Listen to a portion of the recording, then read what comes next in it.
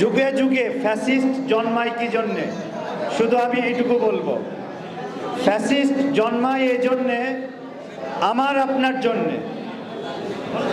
Fascist জন্মায় এই কারণে, আমি আপনি যখন অন্যায়কে প্রশ্রয় দিয়ে দিনকে দিন আমাদের সমাজে আমরা টলারেট করতে থাকি, তখন কিন্তু আস্তে আস্তে ফ্যাসিস্টের জন্ম হয়। সেই ক্ষেত্রে দেখা যায় কারোর নাম হয়ে যায় শেখ হাসিনা, বা কারোর নাম হয়ে যায় মুসলিনি, কারোর নাম হয়ে যায় হিটলার, কারোর নাম হয়ে যায় ফেরাউন। কিন্তু এদের জন্ম হয় কিসের জন্য? যখন আমরা আমাদের দায়িত্ব ভুলে যাই সমাজ থেকে, ঠিক তখনই এদের জন্ম হয়। সম্মানিত উপস্থিতি, সম্মানিত যোদ্ধাগণ, আল্লাহ তাআলা আমাদেরকে রমজান মাস দিয়েছেন। আমি একটু রমজান মাসের আলোচনা করব।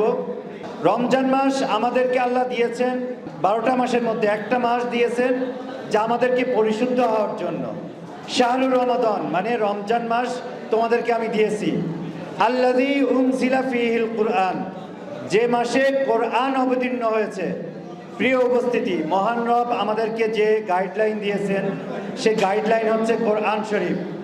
আমরা যদি কোরআন শরীফের গাইডলাইন ভুলে যাই, তাহলে তো আমাদের সমাজে অনৈতিকতা, আমাদের সমাজে অশ্লীলতা, আমাদের সমাজের খুন রাহাজানি এগুলো বাড়তেই থাকবে।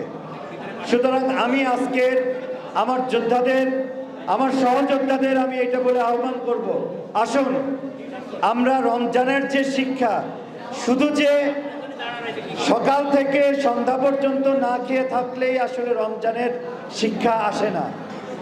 রমজানের শিক্ষা আসে কোরআনকে বোঝার জন্য। সেই কোরআনকে বোঝার জন্য আমি আপনাদেরকে উদাত্ত আহ্বান জানাচ্ছি, আসুন রমজানের শিক্ষা আমরা গ্রহণ করি, কোরআন শরীফ পড়ি, কোরআন শরীফটাকে বুঝি। এটুকুই হচ্ছে আমার আজকের আহ্বান থাকবে ইনশাআল্লাহ। এই কথা বলে আমি আমার আজকের সংক্ষিপ্ত বক্তব্য শেষ করছি। আসসালামু আলাইকুম ওয়া রাহমাতুল্লাহ। ওয়া নি'মাল ওয়াকিল ওয়া নি'মাল মাওলা ওয়া নি'মান নাসির। রব্বানা হাব লানা মিন আজওয়াজিনা ওয়া যুররিয়াতিনা কুররাতা আয়ুন